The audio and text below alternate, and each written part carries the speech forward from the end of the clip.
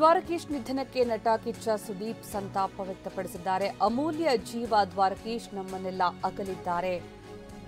ಇದು ಸುದೀಪ್ ಅವರು ಸಂತಾಪ ವ್ಯಕ್ತಪಡಿಸಿರುವುದು. ಕನ್ನಡ ಚಿತ್ರರಂಗವನ್ನ ಎತ್ತರಕ್ಕೆ ಕೊಂಡೊಯ್ಯುವಲ್ಲಿ ಅವರ ಮಹಾನ್ ಕೊಡುಗೆಗಳನ್ನು ಮರೆಯಲಾಗದು.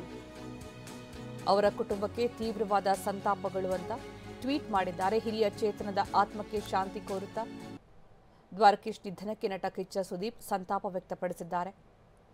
ಅಮೂಲ್ಯ ಜೀವ ದ್ವಾರಕೀಶ್ ನಮ್ಮನ್ನೆಲ್ಲ ಅಗಲಿದ್ದಾರೆ. ಕನ್ನಡ ಚಿತ್ರರಂಗವನ್ನು ಎತ್ತರಕ್ಕೆ ಕೊಂಡೊಯ್ಯುವಲ್ಲಿ ಅವರ ಮಹಾನ್ ಕೊಡುಗೆಗಳನ್ನು ಮರೆಯಲಾಗದು, ಮರೆಯಕೂಡದು ಕೂಡ. ಅವರ ಕುಟುಂಬಕ್ಕೆ ತೀವ್ರವಾದ ಸಂತಾಪಗಳು ಅಂತ ಸುದೀಪ್ ಟ್ವೀಟ್ ಮಾಡಿದ್ದಾರೆ. ದ್ವಾರಕೀಶ್ ನಿಧನಕ್ಕೆ ಸಂಬಂಧಪಟ್ಟಂತೆ ಮತ್ತೊಂದು ಅಚ್ಚರಿಯ ವಿಚಾರ ಏನು ಅಂತಂದ್ರೆ, ದ್ವಾರಕೀಶ್ ಅವರ ಪತ್ನಿ ಅಂಬುಜಮ್ಮ ಮತ್ತೆ ದ್ವಾರಕೀಶ್ ಒಂದೇ ದಿನಾಂಕದಂದು ವಿಧಿವಶರಾಗಿರುವುದು. ಏಪ್ರಿಲ್ 16 ಇಬ್ಬರು ಕೂಡ ವಿಧಿವಶರಾಗಿರುವ ದಿನಾಂಕ.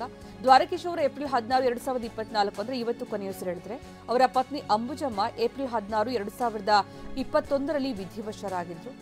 ಅಂಬುಜಮ್ಮ ಆ ದಿನ ಬೆಳಗ್ಗೆ 9:45ಕ್ಕೆ ಸಾವನ್ನಪ್ಪಿದ್ರು. ಅಂದ್ರೆ ಸಮಯ ಇವತ್ತು ಬೆಳಗ್ಗೆ 9:45ಕ್ಕೆ ದ್ವಾರಕೀಶ್ ಅವರು ಉಸಿರು ಚೆಲ್ಲಿರೋದು. ಅಂದ್ರೆ ಬಹಳಷ್ಟು ಸಾಮ್ಯತೆಗಳು ಪತ್ನಿ ಮತ್ತೆ ಪತಿಯ ಸಾವಿನಲ್ಲಿ ಕಂಡು ಬರ್ತಾ ಇರೋದು. ಈ ಬಗ್ಗೆ ಅವರ ಪುತ್ರನೇ ಹೇಳಿರೋದು, ತಾಯಿ ಹಾಗೂ ತಂದೆ ಒಂದೇ ದಿನಾಂಕದಲ್ಲಿ ಸಾವನ್ನಪ್ಪಿದ್ದಾರೆ ಅನ್ನೋದು.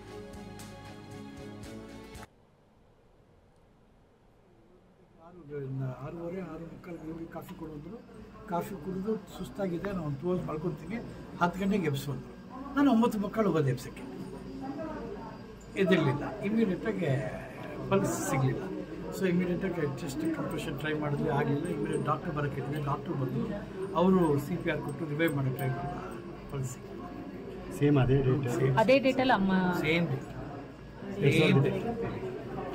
ತಿಥಿ ಪ್ರಕಾರ 4 ದಿನ ಮುಂಚೆ ಅವರು ಚೌತಿ, ಇವರು ಅಷ್ಟಮಿ.